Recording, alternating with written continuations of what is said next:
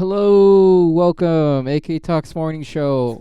I'm still AK. Cheers. Ah, only way to make this entertaining for me. Alrighty. It's been a while since last upload. I know you guys are keeping track. That's the reason I have to announce it. But it's been a while. That only because I realize this is fucking stupid, and the more I do this, the more I hate myself. So, gotta take a little break from that here and there.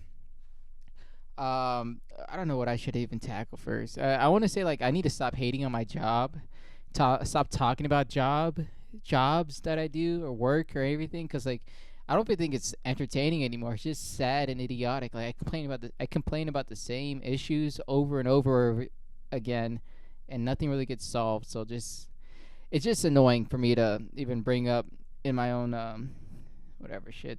No depressing shit. Nothing depressing either. I need to talk about things in a more positive light.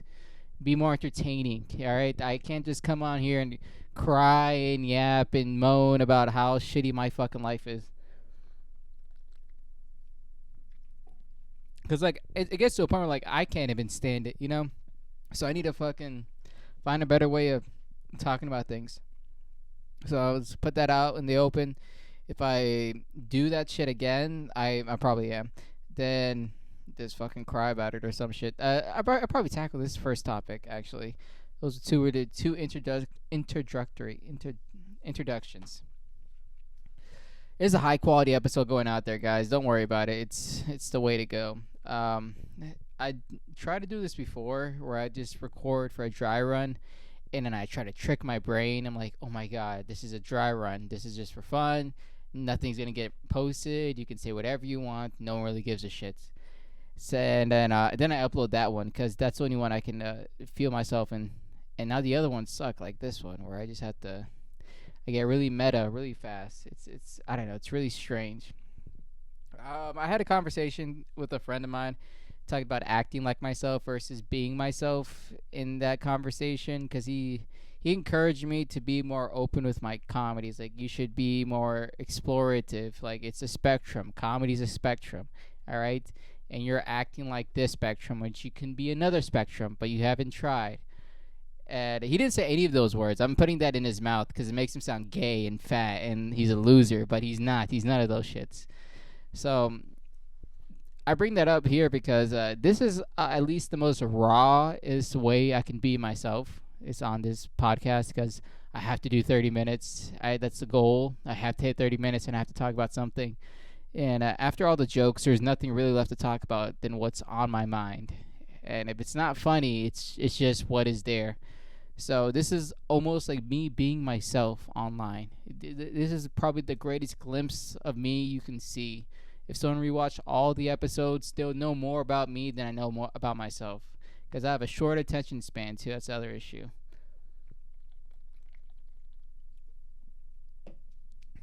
So it's kind of like a conversation I have in my head a lot. Whenever I hit a mic, whenever I think of a joke, whenever I'm around other people, I'm like, am I really being myself or acting like myself? Because acting like yourself is a lot easier. You know, you say this type of line, you interject at this moment in time, you bring up this topic because it's whatever you thought of, and then being yourself is more like a raw, unfiltered emotion. And the only reason I can say it's not easy to be yourself is because backlash, and not like anything could be backlash, and anything can go inside different directions, and you have no real control over that. So you can really give your mind and body to the will of nature. Oh my god, I'm so fucking smart. I read one book and I get to talk like this. This is fucking amazing, dude. Read one book here. It's called Yesteryear. Almost done with it, actually. I've been fucking burning the pages. I count how many pages I read during a day because like it's the most proud I can be as a person. I read 70 pages the first time, and this is the first book I've read. I'm gonna say through and through. I'm gonna finish this book. It's the first book I read through and through in like 7 years. Last book I read was about it's like Eric Fromm wrote a book or some shit. It was a pretty good book about the human experience back in 1953. It's an older novel, I guess, and he really hit all the points. I don't know the exact title of the book, but I just remember the author because I took a photo of the book back in the day. So yeah, I fucking read now. I'm fucking smarter than you guys. I'm just better than you guys now. So that's just fucking crazy to hear in your own stupid ears. And also, yeah, acting like myself, being myself. I don't know if I hit every single point there. Another thing with this podcast thing, it's a diary, dude. It's not a fucking podcast. I'm about to just rename this whole fucking show, AK's diary. That's it, because that's all it is. It's just me talking by myself. There's no way I can like fester down in like, you know what I fucking think. I think this is the way life works, and if it doesn't go my fuck, I can't do that crouching method. Like this fucking leaning over. Like you gotta fucking listen. Life's not easy, buddy. It's not fucking easy. Out there, in here, all the same bat. I can't do that shit. I seen like Bill Burr do that shit all the time, or at least heard him do that shit all the time. When he really is like he's talking to you. That's something I try to get down. That's a skill I was trying to get down when I was doing this podcast. But I can't really talk to you because I don't know who the fuck you is generally. So it's hard to get that you out there. So it's just me listening to my own words for a while until it gets traction. Then eventually I can like fester down, throw my shoulders over my neck, and really talk to somebody like this. You gotta fucking listen. I lived a life. I could do that shit for a while. That's the dream, honestly. That's the fucking dream to yell at somebody through a screen that I don't know anything about. Just yell at you, fucking say stupid shit in your ears. Maybe I should do that. Maybe that's my calling in life. Have a family? No, fuck that shit.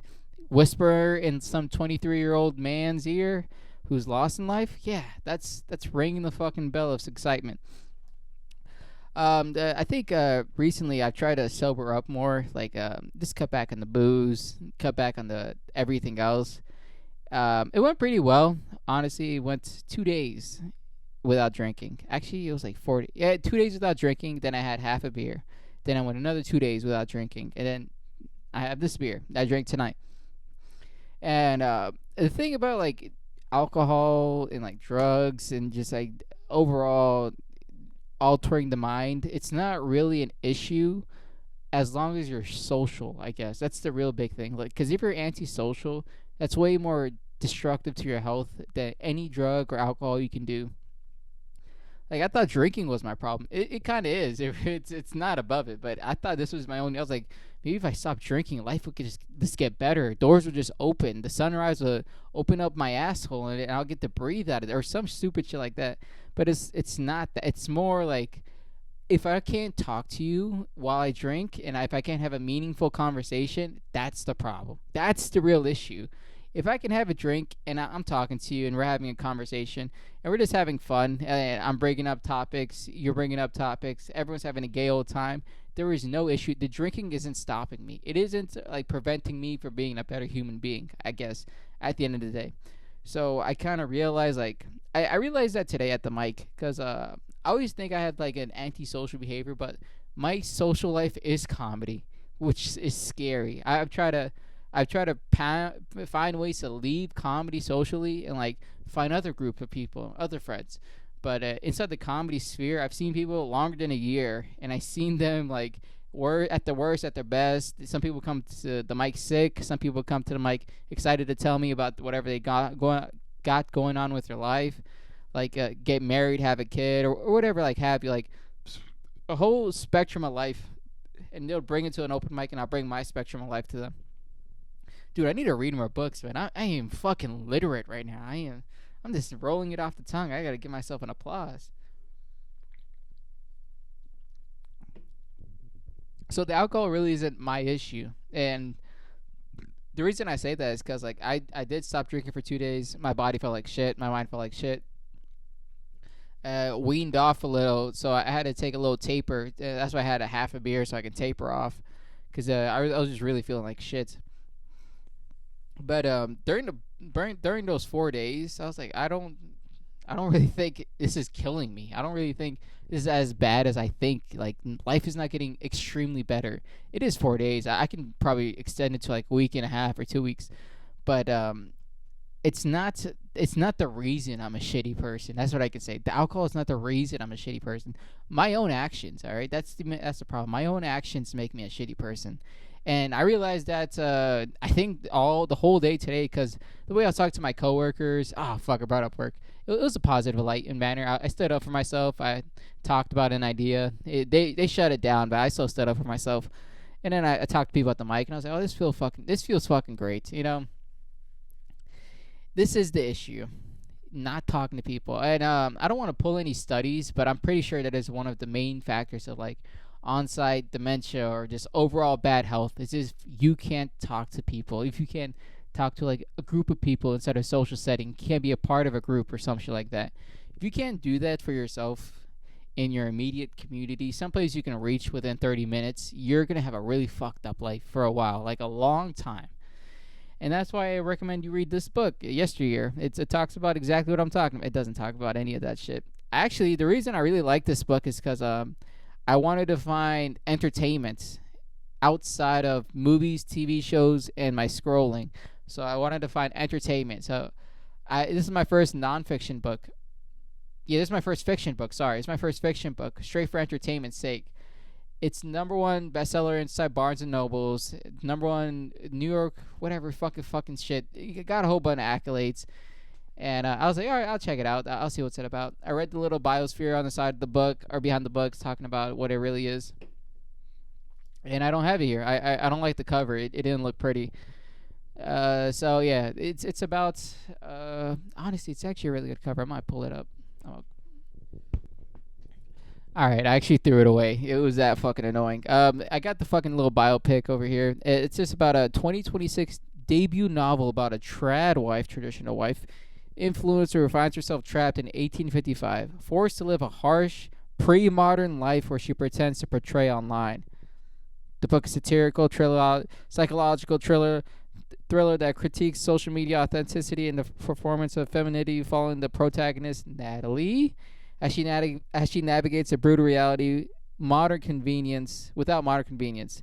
It's a number one New York Times bestseller book and a Good Morning America book club pick. Praised for his sharp commentary on faith, fame, and curated lives of influencers. Wow, oh my God, I couldn't say any of those words. I liked the book because I hated the character in the beginning. I really hated the shit out of her. Because it's like some fucking shitty white girl who's like deep in her faith in Christianity. I have no clue about Christianity, but she's deep in her faith because it just annoyed the shit out of me.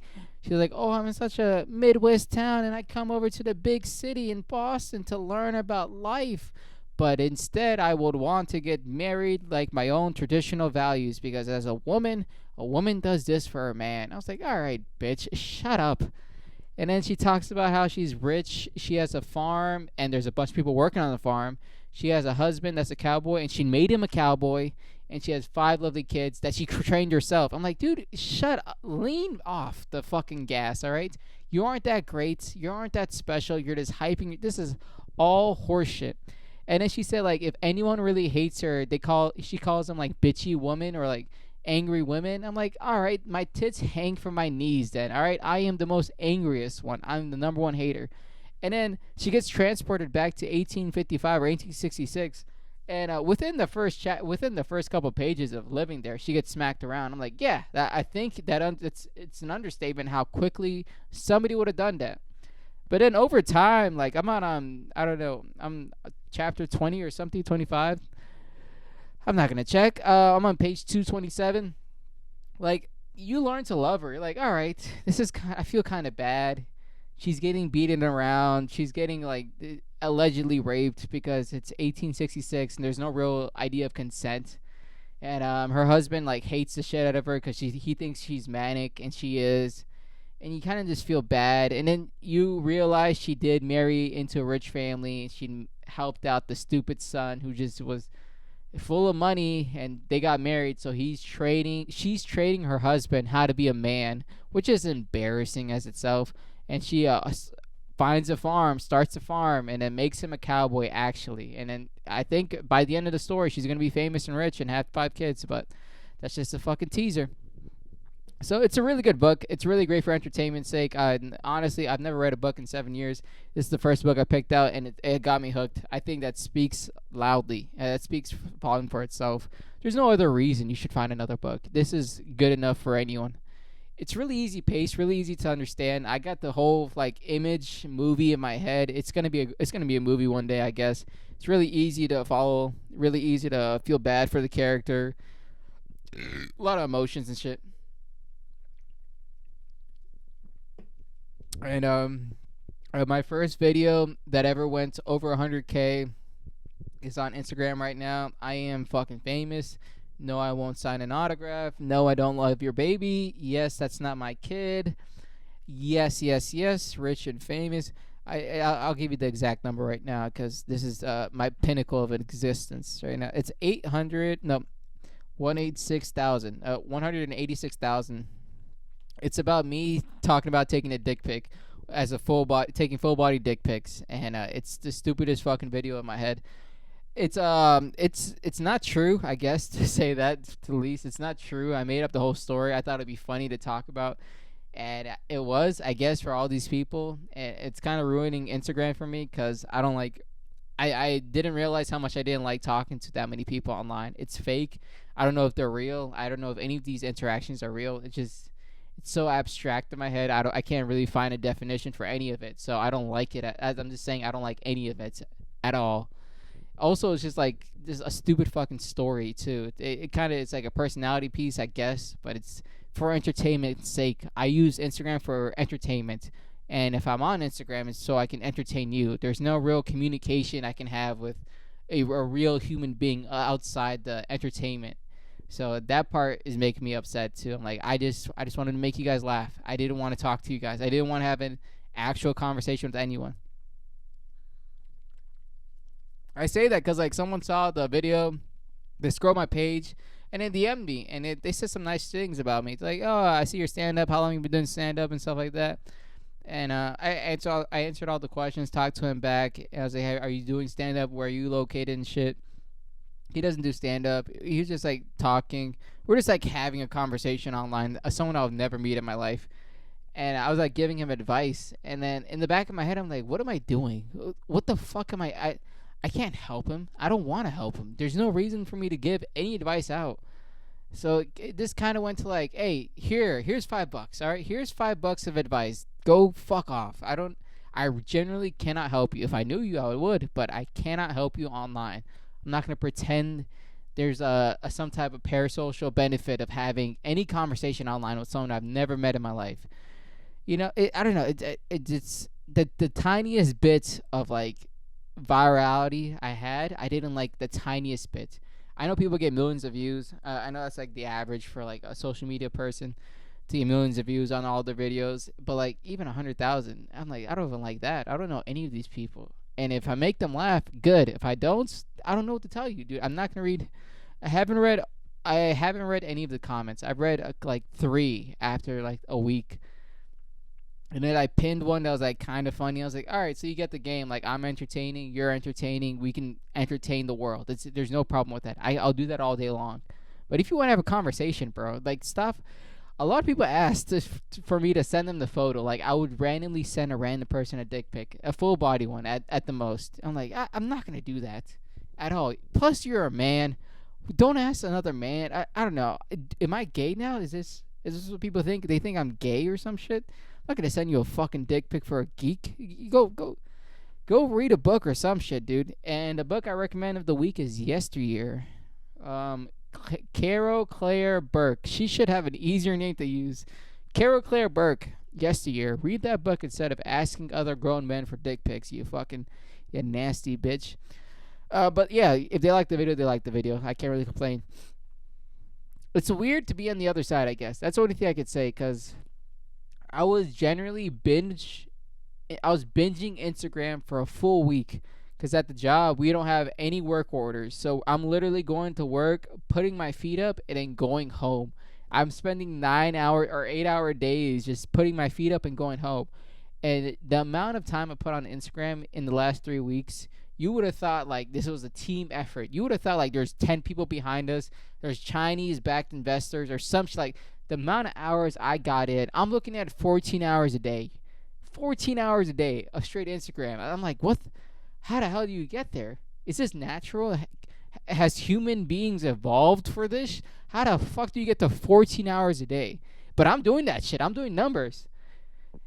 And at the end of it all, I'm posting videos now because like I'm getting more comfortable on Instagram because I'm just watching these videos, like understanding the conversation people have online, the type of entertainment, just like the grand scheme of things. Like, okay, I'm gonna post something funny to a certain group of people, and that certain group of people is gonna keep coming back. All right, it's a circle. They just keep coming back. Once they see my video right here, they're gonna go in a big old circle, and I'm gonna post another video. They're like, oh yeah, he's still around, and they, big old circle. Oh yeah, he's still around. Oh yeah, big old circle, big old circle. And that's how it works. That's all it is. It's just one big old fucking circle going round and round and round. And you just gotta you gotta throw your ticket out in the front. Yeah, you can take my video. Here, it's funny. I know you'd like it. Go on to the next one that you like. It's like an endless stream, and it's disgusting. At a certain point, it is disgusting. Disgusting, because, like, after a while, you just don't think. Which I did a writing exercise, and I don't even have it here. I have a journal dedicated to entertainment. So if I watch anything entertaining, TV shows, skits, YouTubes, reels, or anything, movies, anything at all, anything wise entertainment, I would write down inside the book why it's entertaining, what made it funny, and at least like a little bit of a breakdown of what I just watched inside a given period of time. It's easier with movies and TV shows. I can just watch the movie, TV show, and then write about it. But surreals are harder to like pull out. Like, all right, what did I just watch? Let me describe it on paper, because that's the only way I can stay sane. There's a level of insanity going on inside the world, and if you just bite the apple, it's so fucking good. I'll tell you, the apple that the devil made is fucking. It's made out of golden candy and stripper tits. Like it's so fucking good. So you gotta pull back. You gotta pull back and say like, yeah, that was funny. Why? And that's like the worst thing to tell a comedian or a comic or whatever. Like someone breaking down a joke. It's like, why is it funny? Is it the misdirection, or is it the subtle way he used that, or was it the pacing of the joke, or maybe it was just the hold when he held on to us for the long. Like it's, I do that in all my entertainment because I have to step away from being there's producers and consumers. It's stepping away from the consumer side of entertainment and try to stay in the producer side. Find a way to keep producing because it is a fucking rabbit hole, and I don't like it at all. I'm just trying to like get it out there because it's affecting everyone at a mass rate. People online you meet, people responding to DMs. I don't think that's natural. I don't think that's okay. I shouldn't be talking to people 10 states away and acting like it's a genuine conversation. It isn't. It really isn't. It's fucking weird after a while. Yeah, but if I hit the road, yeah, I'll go to your city if you want. Um, so yeah, a lot less on Instagram since I picked up the book, since I posted that video too. Like my Instagram usually has 0 likes, 0 comments, 0 new followers. So when I do meet somebody, I'm like, here's my Instagram, follow me. I would follow them back because I know who the person is. This whole thing ruined it. If I can't keep up with like people I meet face to face, and it pisses me off so much because like I met this dude at the it was a pool hall. Cool fucking cat. Like he was just a nice person. Me and him were talking shit, talk about the work we do, talk about what we got going on in life. It was just like a genuine conversation. I was like, you know what? You're a cool fucking person. I do stand up comedy. Follow my Instagram, and you probably see some of my jokes. And if I'm around town, please come to a show. And he's like, gladly. You're a nice guy too. Cool fucking cat. That's a cool thing. We gotta bring that expression back. You're a cool fucking cat. You might as well. There's no reason not to. And I can't find him. I really cannot find him, and it pisses me off so much. I should have asked for his Instagram first instead of mine, because I cannot find the person, and it pisses me off a lot. Because I feel like a dickhead. I'm like, all right, I just met someone in real life and treated them like shit online.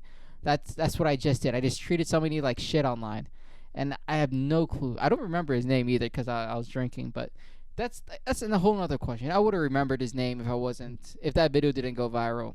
And it's just one video. Imagine if like I get good at Instagram, and that's the only thing I do. I just make cool videos, funny, entertaining videos. All of a sudden, like the people I meet face to face, I can't ask for their Instagram anymore. I have to say like, "What's your phone number, dude?" We're gonna be texting. We're texting friends now. Everyone I meet has to be a texting based friend, because my Instagram is off the fucking. It's not edible anymore. I don't know, dude. It's fucking stupid and retarded, but like, it's it's something that fucking pissed me off fast. I'm like, I can't use Instagram anymore. It's not safe. It's not safe at all. Where are we at? 26. Fucking shit.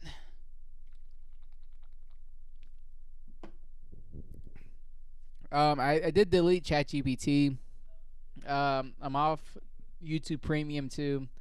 I'm trying to like derail myself off of mainstream. I'm trying to get off of mainstream. That's the biggest thing I'm trying to do. The GPT movement was hard, honestly, because I put so much time and effort into my GPT, and it created a personality in itself.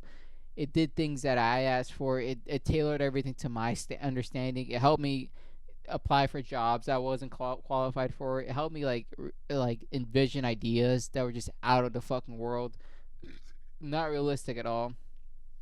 Like it did reward psychotic behavior. That's the problem. It rewarded my manic episodes. Like if I was just going like crazy with an idea and I need to get this idea out into the world or across some type of platform, it would reward me for doing it. And since I'm off it, it's a relief. It really is a relief. And I finally got to be the other person to watch someone else use ChatGPT and be in disgust. It was a great feeling the first time, because we're doing a project as a group, and someone's like, "Yeah, we can just ask ChatGPT," and I looked at him. I was like, "You nasty bitch, you dirty, dirty bitch. You can't think for yourself there, huh? Can't think at all? You need a glass of water to go down the fucking hill? Yeah, I care about water now. I'm an environmentalist now. But you fucking stupid, dirty bitch. Why didn't you use ChatGPT like I did? Like, make myself a midget. Why didn't you do that with ChatGPT? Because it's fun and it's legal. I have a photo of me as a midget. That's not illegal. No one can get mad at me. That's me as a person, and I'm a midget.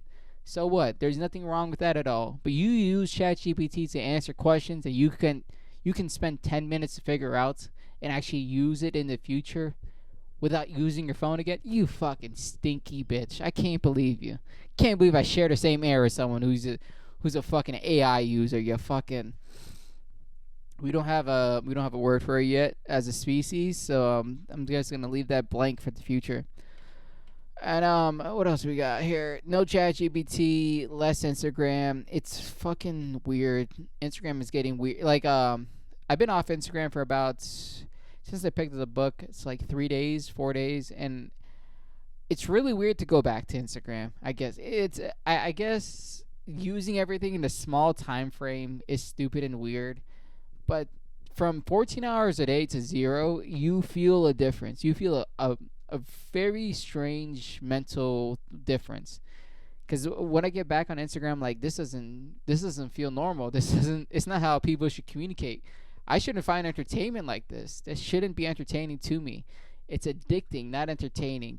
It's a big difference between addiction and entertainment. There we go. That's the 10 fucking word syllable of the day. Addiction versus entertainment. And yeah. What else we got here? Oh, that's really almost it. I think that's fucking it. 29 minutes. I need to add another minute because I left. I could talk about the future. It's always an easy topic you can use.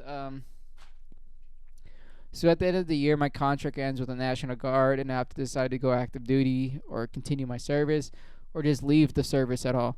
And I'm deciding right now to go active duty, but I'm also trying to give myself a fighting chance. I was trying to leave my job in June because I have an opportunity to get double pay. So I was going to leave my job in June, and my job requires me to be inside the National Guard. That's the reason I bring it up. And once I'm out this job, I'll be out the job for about 6 months until I go active duty, so I can have an opportunity to re-enlist and go active duty and start my whole career like that. Do my 4 years, get out there, and maybe find a little bit more security in life. I'll do that. But until then, I thought about just doing like 6 months or 5 months in total of just me striving to be a comedian, me striving to push for entertainment online, striving for Instagram, YouTube, or whatever have you. Make sketches, sketch like it when when balls hit the wall, that's when I really give a shit. Because I really can't give a shit when I have bills hitting my bills hitting me, and I can't afford the daily living, and I'm just working to make a dollar. I can't really think about comedy, and it fucking sucks dick, but I really can't. So if I have the pressure of like I need to make money and I need to do something funny, I think my funny and money will go in. They'll go in tandem. They'll ride the train together. I would force myself to be funny so I can force myself to make money. It'll just be back and forth, back and forth. Because right now I'm forcing myself to work so I can force myself to make money, and it's going back and forth.